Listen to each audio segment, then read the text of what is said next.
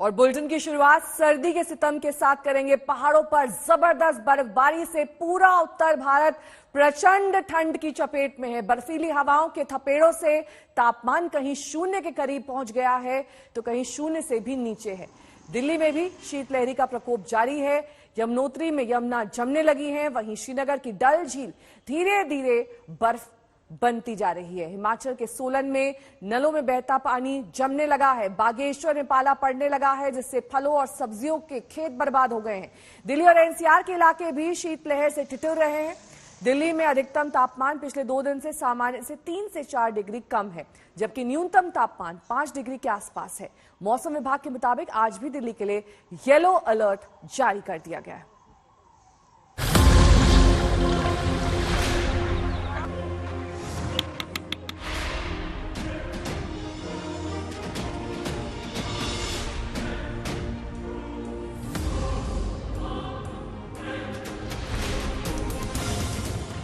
अलाव तापते लोग,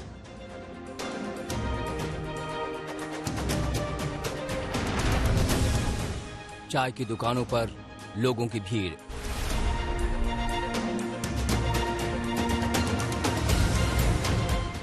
शहर शहर में ये तस्वीरें आम हो गई हैं। पहाड़ी इलाकों में बर्फबारी ने मैदानों में असर दिखाना शुरू कर दिया है। उत्तर पश्चिमी हवाओं ने दिल्ली और एनसीआर में ऐसा कोहराम मचाया।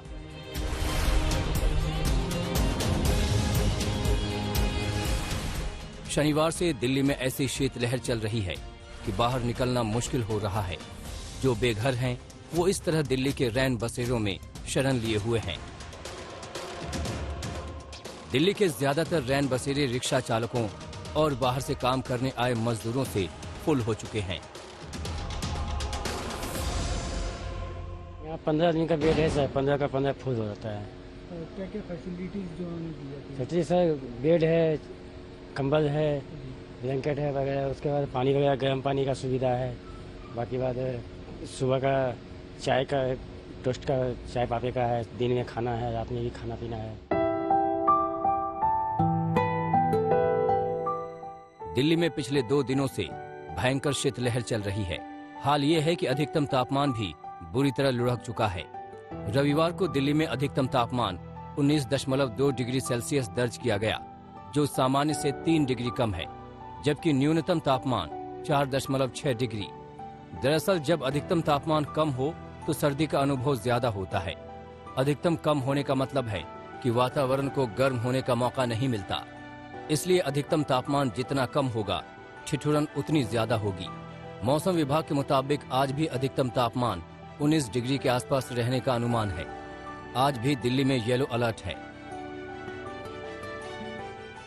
मौसम विभाग के मुताबिक अगर न्यूनतम तापमान 10 डिग्री से कम हो और अधिकतम तापमान कम से कम सामान्य से 4.5 डिग्री कम हो तो इसे कोल्ड डे कहा जाता है। मौसम विभाग के मुताबिक दिल्ली में शनिवार को मौसम का पहला सर्द दिन था। शनिवार को अधिकतम तापमान सामान्य से 5 डिग्री कम यानी 17.8 डिग्री सेल्सियस दर्ज किया गया था। मौसम विभाग की माने तो सर्दी से छुटकारा अभी 2 दिन नहीं मिलने वाला। मंगलवार रात से तापमान में इजाफा शुरू होगा।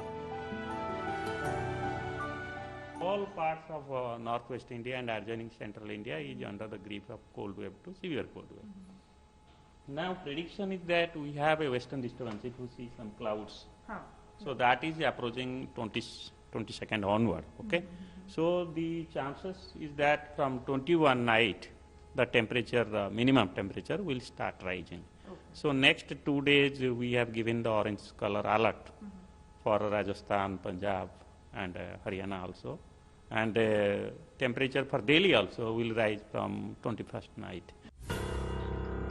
हालांकि बुधवार से एक पश्चिमी विक्षोभ पहाड़ी इलाकों में सक्रिय होगा, जिसका असर दिल्ली में 24 और 25 दिसंबर को देखने को मिल सकता है।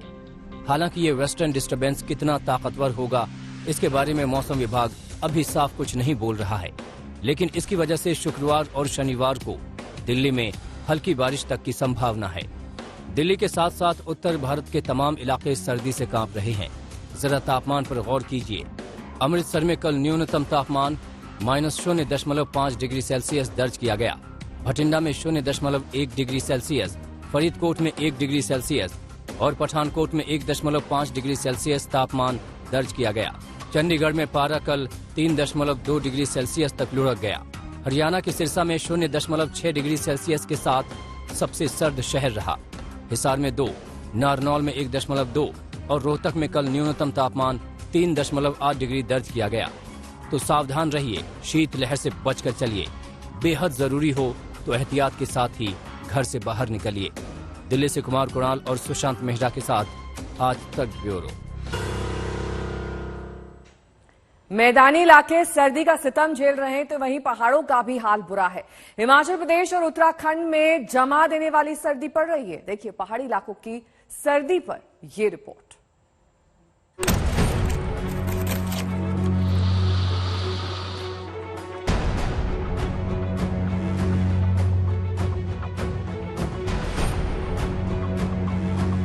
आप अगर मैदानी इलाके में रहते हैं और सर्दी से ठिठुर रहे हैं तो हिमाचल प्रदेश के सोलन की इस तस्वीर को देख लीजिए। सर्दी इतनी कि पानी जम गया। देखिए कैसे शीशे की तरह नजर आ रही है बर्फ की परत। इस ड्रम में रखे पानी का हाल भी देख लीजिए। ऊपर से पानी पूरी तरह जम गया है। आप समझ सकते हैं कि सोलन के लोगों को सुबह सुबह कितनी मुसीबतों से दो चार होना पड़ रहा है। सोलन में न्यूनतम तापमान माइनस में लुढ़क गया है, जिससे हाड़ कंपा देने वाली ठंड पड़ रही है। ठंड से बचने के लिए लोग गर्म कपड़ों और अलाव का सहारा ले रहे हैं। वहीं बाजार में खासी तादाद में लोग गर्म सूप पीते भी देखे जा रहे हैं। ठंड तो बहुत जबरदस्त ठंड पड़ रही है, एकदम तीखी। आजकल ग्लव्स भी और कैप भी दोनों चीजें लगा के रखनी पड़ रही है। हर साल ठंड ज्यादा ही होती है क्योंकि पिछला भूल जाते हैं, तो ठंड तो हर बार बढ़ती जाती है क्योंकि पिछला भूल जाते हैं। ये उत्तराखंड के यमुनोत्री धाम की तस्वीर है। यमुना नदी के उद्गम स्थान में ही यमुना नदी जम गई है। ये पहली बार होगा जब बिना बारिश और बर्फबारी के यमुनोत्री धाम में अधिकतम तापमान -3 डिग्री और न्यूनतम तापमान -10 डिग्री तक पहुंच गया हो। यमुना का पानी भी पूरी तरह जमकर बर्फ का रूप ले चुका है।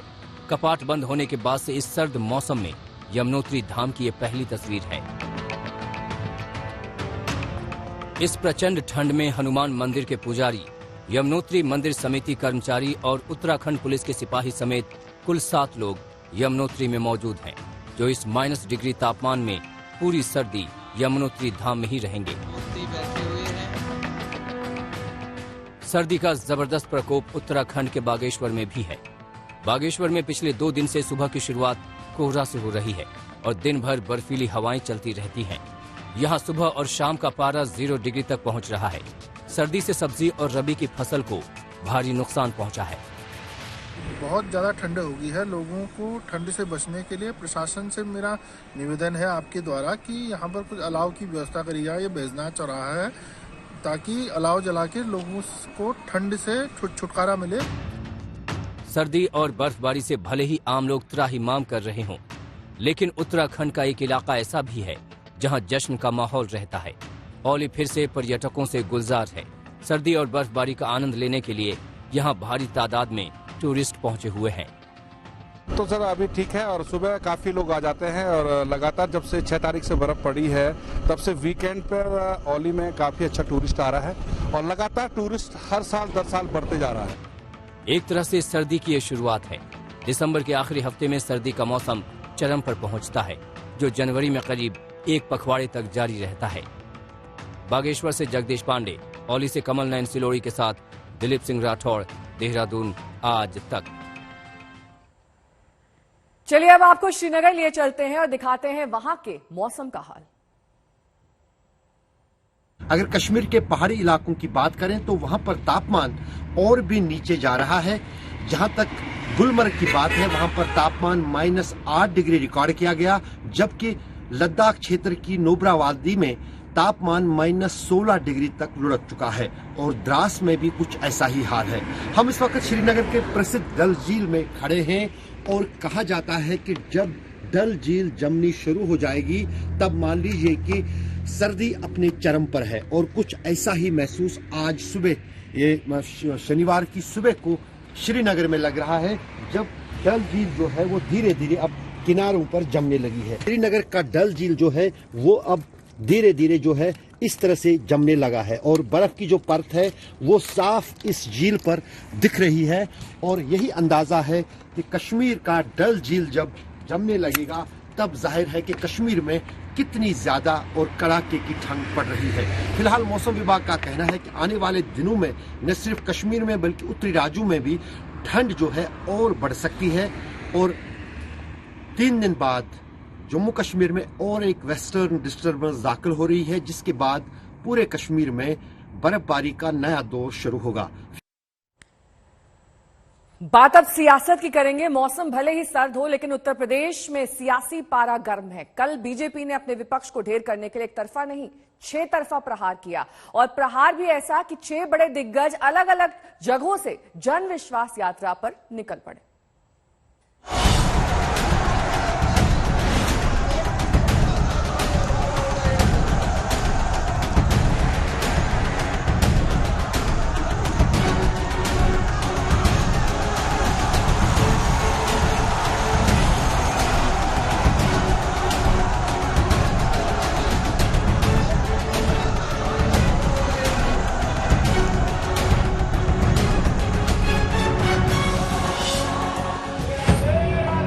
उत्तर प्रदेश देश की राजनीति की धुरी है और जो इस धुरी को नचाता है वही देश की सत्ता पाता है।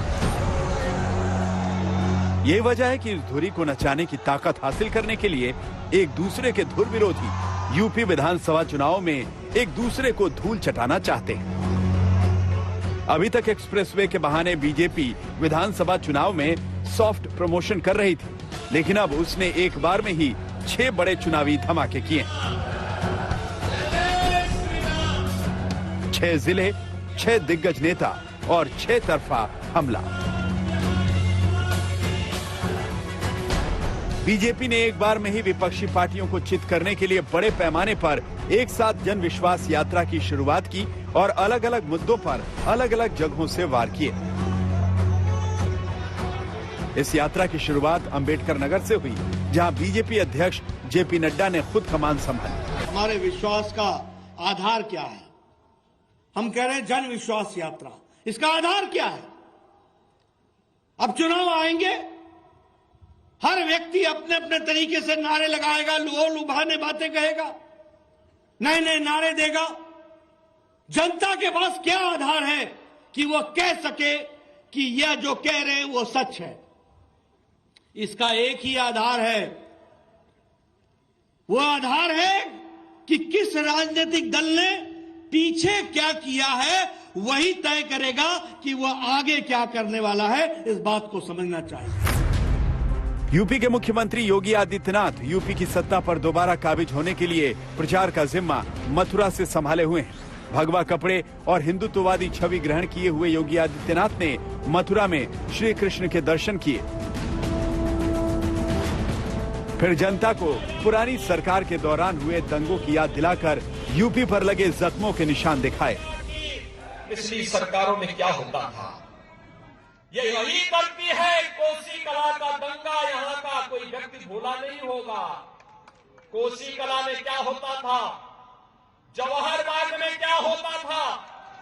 पहले जवाहर बाग की घटना होती थी, कोसी कला का दंगा होता था। आपने देखा होगा भाइयों बहनों, आप याद करिए, पिछले 4.5 वर्ष के अंदर आज हमारी सरकार को 4.5 वर्ष भी पूरे हो रहे हैं और 4.5 वर्ष के दौरान प्रदेश के अंदर कोई दंगा भी नहीं हुआ। जनता का विश्वास फिर से बीजेपी के पक्ष में लाने के लिए झांसी से प्रचार की कमान देश के रक्षा मंत्री राजनाथ सिंह को मिली है। लोग कहते हैं जनसंघ वाले जब भी आते लिख देते हैं हमारी सरकार बनेगी, भारत 370 को हम समाप्त करेंगे। लेकिन अगर भाइयों आपने देखा 2014 के चुनाव में, 2019 के चुनाव में, लोकसभा चुनाव, जो कामयाबी आप लोगों ने दी है, जो आप लोगों ने मोहब्बत और प्यार आप लोगों ने दिया है, जो वादा धारा 370 को समाप्त करने का हमने किया था, वह धारा 370 हम लोगों ने चुटकी बजाकर समाप्त कर दिया। केंद्रीय सड़क परिवहन मंत्री नितिन गडकरी पर भी यूपी में बीजेपी की वापसी की जिम्मेदारी तय की गई है। वो बिजनौर से प्रचार की कमान संभाल रहे हैं। उनके साथ यूपी के डिप्टी सीएम केशव प्रसाद मौर्य भी। मध्य प्रदेश के मुख्यमंत्री शिवराज सिंह चौहान भी यूपी में पार्टी के प्रचार के लिए पहुंचे हैं। उन पर जिम्मेदारी है बलिया से शुरू होने वाली जन विश्वास यात्रा की। बीजेपी की जन विश्वास यात्रा की छठी कमान देश की महिला बाल विकास मंत्री स्मृति ईरानी के पास है। उन्होंने गाजीपुर से इस यात्रा की शुरुआत की। भूलना मत वो मंजर जब साइकिल के साथ हाथ था और वो हाथ साइकिल पर सवार हमारी मां बहनों का आंचल उड़ाया करता था। भाइयों को आज इस मन से शपथ है, भूलना मत, भूलना मत उत्तर प्रदेश का वो मंजर जब गरीब के बेटों और बेटियों पर लाठी चलाई जाती थी क्योंकि वो सरकारी नौकरी चाहते थे। भूलना मत। बीजेपी अपनी इन यात्राओं को भव्य बनाना चाहती है ताकि जनता के मन में बीजेपी की छाप ईवीएम का बटन दबाने तक रहे और इसीलिए इस यात्रा में बड़ी संख्या में कार्यकर्ता पहुंचे हैं। विपक्ष पर कटाक्ष करके और काम का साक्ष्य पेश करके बीजेपी जनता का विश्वास चाहती है।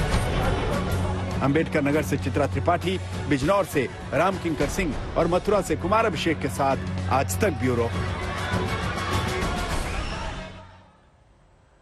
बात अब महाराष्ट्र की करेंगे, जहां पर कल गृह मंत्री अमित शाह पुणे पहुंचे। उन्होंने यहां बीजेपी कार्यकर्ताओं को संबोधित करते हुए महाराष्ट्र के सीएम उद्धव ठाकरे पर जमकर निशाना साधा। शाह ने कहा कि 2019 के चुनाव में तय हुआ था कि देवेंद्र फडणवीस के नेतृत्व में चुनाव लड़ा जाएगा और मुख्यमंत्री बीजेपी का होगा, लेकिन सत्ता के लिए शिवसेना मुकर गई।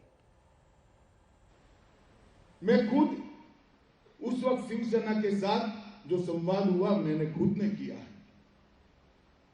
और मैं फिर से आज कहना चाहता हूं कि उस वक्त तय हुआ था कि देवेंद्र फडणवीस के नेतृत्व में चुनाव लड़ा जाएगा और मुख्यमंत्री भारतीय जनता मुकर गए। सत्ता के लिए हिंदुत्व के साथ समझौता कर लिए। दो पीढ़ी से जिनके सामने लड़ते थे उनकी गोदी में बैठ गए और कहते थे हमने तो कहा ही नहीं। वो कह रहे हैं कि मैं झूठ बोल रहा हूं। चलो भैया, एक सेकंड के लिए मान रहे हैं, मगर आपकी सभा के पीछे जो बैनर लगते थे ना, उसमें आपके फोटो की और मोदी जी के फोटो की साइज जरा देखना। आपकी 1/4 थी। हर भाषण में आपको मोदी जी का नाम लेना पड़ता था। आपकी उपस्थिति में मैंने और मोदी जी ने दोनों ने कहा था कि देवेंद्र फडणवीस के नेतृत्व में चुनाव लड़े हैं और एनडीए जीतने के बाद देवेंद्र फडणवीस मुख्यमंत्री।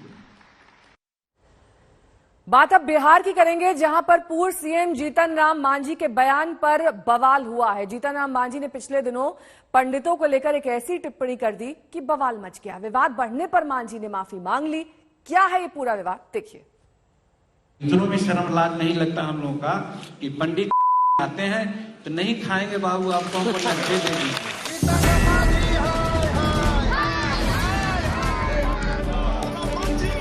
कहते हैं तोल मोल के बोल, जुबान अगर फिसली तो मुसीबत का सबब बन सकती है। बिहार के पूर्व सीएम जीतन राम मांझी के साथ ऐसा ही हुआ है। उनके बयान पर बवाल मचा है। गुस्से में लोगों ने कल मांझी का पुतला जलाया।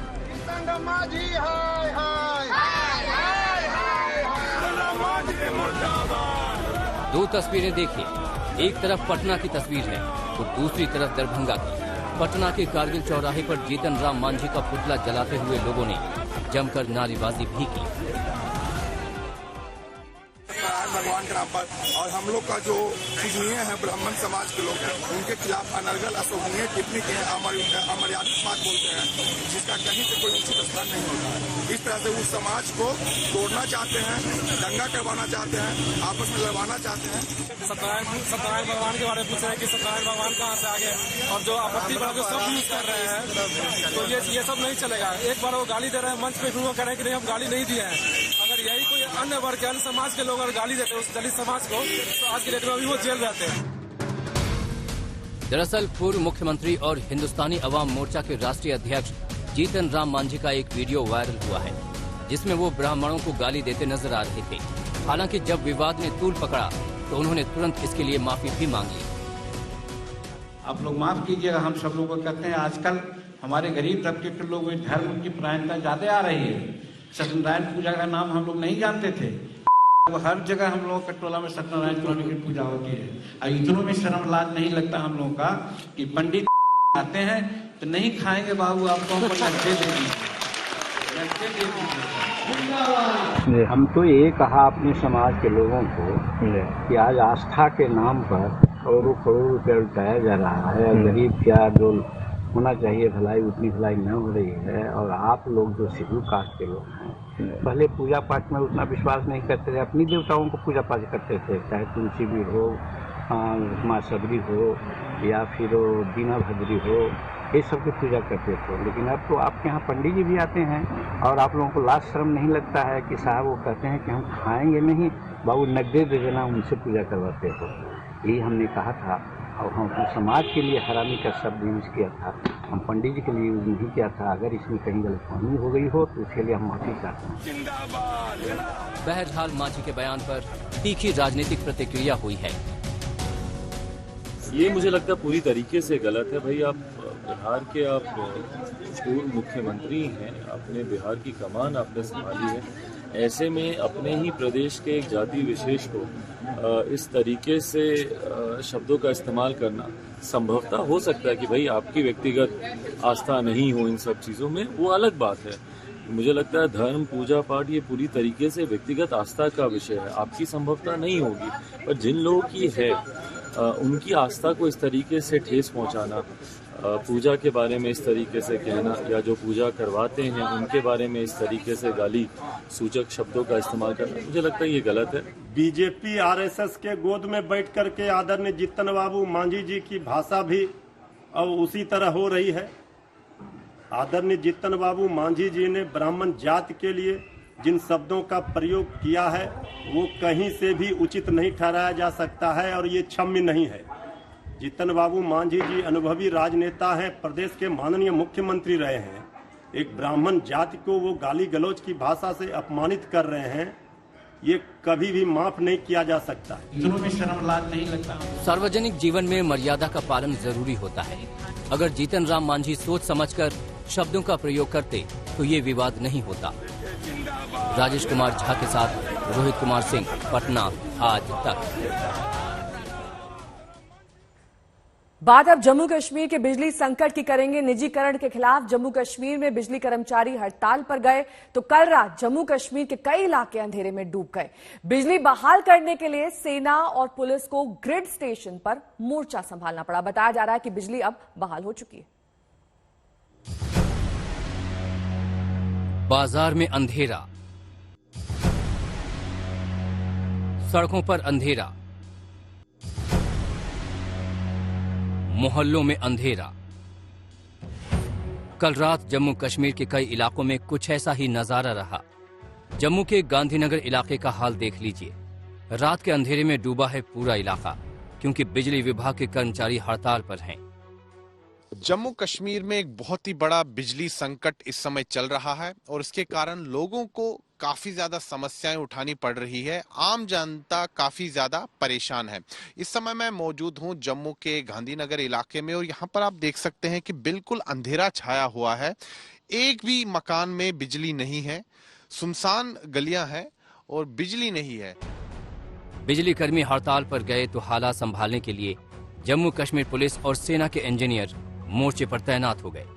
ये जम्मू के Miran Sahib power grid station की तस्वीर है। कल रात यहाँ बिजली संचालन की पूरी जिम्मेदारी पुलिस और सेना के जवान संभालते नजर आए। जम्मू कश्मीर में एक बहुत ही बड़ा बिजली का संकट उत्पन्न हो चुका है। दरअसल जम्मू कश्मीर के बिजली विभाग के हजारों कर्मचारी स्ट्राइक पर चले गए हैं, हड़ताल पर चले गए हैं और इसके कारण जम्मू कश्मीर में बिजली का संकट उत्पन्न हो चुका है। ये जो हड़ताल है ये बिजली के कर्मचारियों ने शनिवार से शुरू की। उनसे प्रशासन ने बातचीत भी की, लेकिन बातचीत जो है बेनतीजा हुई और इसके कारण एक बहुत बड़ा बिजली का संकट उत्पन्न हो चुका है। यहाँ पर जम्मू कश्मीर में सेना की मदद ली गई है। यहाँ मीरा साहब इलाके में जम्मू कश्मीर पुलिस के पुलिसकर्मी भी हैं। यहाँ मीरा साहब इलाके के एसएचओ मिर्जा सुल्तान स्वयं इस समय भी मौजूद हैं इस पावर ग्रिड स्टेशन में और स्वयं भी वो यहाँ पर मुआयना कर रहे हैं। सेना के इंजीनियर्स की टीम यहाँ पर आ चुकी है। पुलिस के भी जो एक्सपर्ट्स हैं वो भी आ चुके हैं यहाँ पर और यहाँ पर लगातार मुआयना किया जा रहा है ताकि बिजली की सप्लाई जल्द से जल्द बहाल हो सके। यहाँ कंपैरेटिवली बेटर स्थिति है। हमने मॉर्निंग से ही सेना के आने से पहले ही हमारे सीनियर ऑफिसर्स ने हमें पहले से डायरेक्शन दी थी कि आप जितने भी ग्रिड स्टेशन हैं उनका ध्यान रखें। तो हमने प्रॉपर डिप्लॉयमेंट और प्रॉपर पेट्रोलिंग रखी थी कि यहाँ पे कोई बंदा भी इंटरप्शन ना करे। बिजली इंजीनियर समेत जम्मू कश्मीर के हजारों बिजली कर्मचारी शनिवार को बेमियादी हड़ताल पर चले गए। ये कर्मचारी बिजली विभाग के निजीकरण का विरोध कर रहे हैं। हड़ताली कर्मचारी दिहाड़ी और अनियमित कर्मचारियों को स्थायी करने की मांग भी कर रहे हैं। लड़कियों की शादी की उम्र 18 साल से बढ़ाकर 21 साल करने का बिल आज संसद में पेश किया जा सकता है। पिछले दिनों कैबिनेट ने इसे मंजूरी दे दी थी, लेकिन कुछ दल इसका विरोध कर रहे हैं। आप सरकार हैं, आप कोई मोहल्ले के चाचा या अंकल नहीं है कि कौन कब शादी करेगा, किससे करेगा, क्या खाएगा, किसकी इबादत करेगा। यह काम आपका नहीं है। आप 18 साल की उम्र में कानून के लिहाज से आप कॉन्ट्रैक्ट साइन कर सकते, आप बिजनेस शुरू कर सकते, आप वोट डाल सकते। आप वोट जब डालते हैं तो आपको ये अख्तियार है कि आप किसको प्रधानमंत्री पसंद करेंगे, किसको सांसद बनाएंगे, किसको विधायक बनाएंगे। जब ये अख्तियार एक 18 साल के भारत के नागरिक को दिया जा रहा है तो वो अपना पार्टनर चूज कैसे नहीं करेगा। कानूनन आप इजाजत भी दे रहे हैं कि भाई आप लिव इन रिलेशनशिप में भी रहिए। अब अगर आप सेक्सुअल रिलेशनशिप करना चाहते हो उसकी भी इजाजत आपको मिल रही है। आप फिर क्या कर रहे हैं? आप क्यों कर रहे हैं 21 साल? बल्कि मैं तो ये कहूंगा कि वो जो मर्दों को 21 साल की एज है उसको घटाकर 18 साल कर दीजिए। ये जो उनका बयान है बार बार कभी तालिबान के पक्ष में खड़े दिखाई देते हैं तो कभी आतंकियों के पक्ष में खड़े दिखाई देते हैं, कभी जिन्ना के पक्ष में खड़े दिखाई देते हैं। और अब उन्होंने हमारी देश की बच्चियों के लिए जिनका भविष्य उज्जवल हो, जो देश की मुख्य धारा में जुड़े, जिनको एक पर्याप्त समय मिले कि ताकि वो समझ सकें कि उनका परिवार जब होने लगे, जब परिवार जुड़ने लगे, उसके लिए अगर एक संविधान और कानून लाया गया है जो सर्व समाज के लिए लाया गया है तो उसमें शफीकुर रहमान बर्क हो या समाजवादी पार्टी के और नेता इस तरह के वक्तव्य देकर ये बताना चाहते हैं कि आवारा कौन है और अनुशासित कौन है। सही कदम नहीं है। क्यों ऐसा? यूं के लड़कियों को ज्यादा उम्र बढ़ा देने से बहरहाल हालात बिगड़ेंगे और जो 18 साल की उम्र भी काफी थी उनके लिए जी, और वो हमेशा चली आ रही थी और वरना इसमें ज्यादा आवारगी का मौका मिलेगा। ये सपा की मानसिकता है बेटियों को लेकर, महिलाओं को लेकर, और ये पहली बार नहीं है जब सपा ने इस तरह की मानसिकता दिखाई है जनता के सामने। मुलायम सिंह यादव ने 2014 में कहा था कि जब रेप हो जाता है तो लड़के हैं, लड़कों से गलतियां हो जाती हैं। चाहे अखिलेश यादव क्यों ना हो, बदायूं जब रेप कांड हुआ था तो उन्होंने कहा था कि पूरी दुनिया भर में रेप होता रहता है। ये मानसिकता है इनकी। आज पूरा देश देख रहा है कि सपा के लोग हमारे आधी आबादी के लिए, हमारी बेटियों के लिए, हमारी बहनों के लिए क्या सोच रखते हैं।